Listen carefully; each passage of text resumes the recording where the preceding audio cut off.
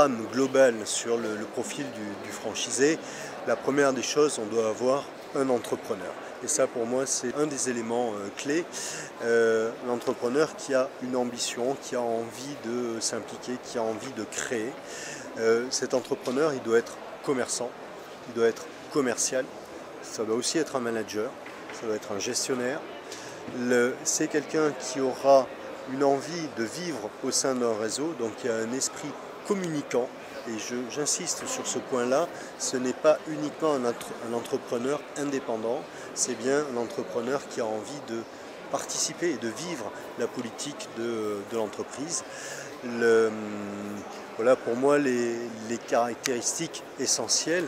Après, ce profil idéal, il va être retravaillé enseigne par enseigne. Et puis il y a un élément qu'on ne peut pas négliger, c'est quand même l'apport financier. Et là, en fonction des enseignes que l'on développe, on peut avoir besoin seulement d'un apport initial de 40 000 € ou d'un apport initial de 200 000 €.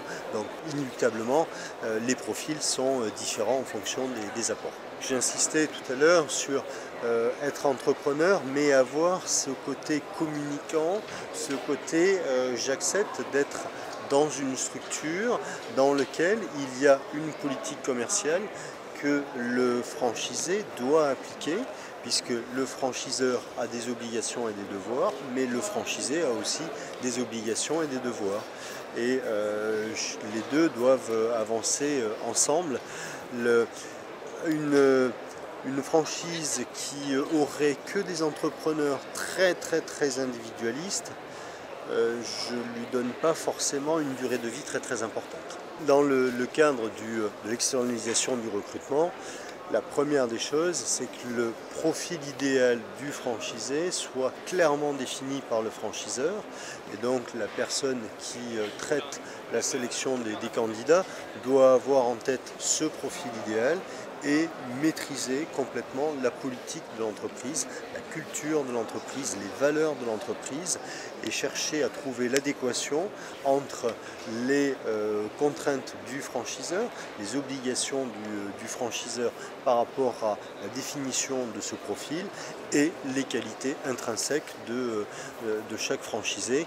Et on doit trouver l'adéquation optimale entre les attentes du franchiseur et le profil du candidat.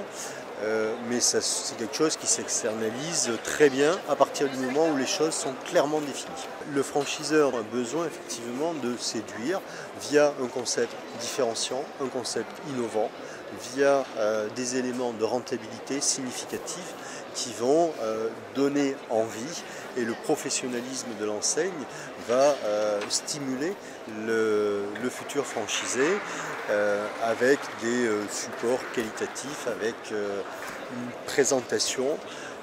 Quand on fait un show sur une franchise pour expliquer le métier de ce franchiseur, on essaie de faire passer cette passion, cette culture, les valeurs qui animent cette franchise.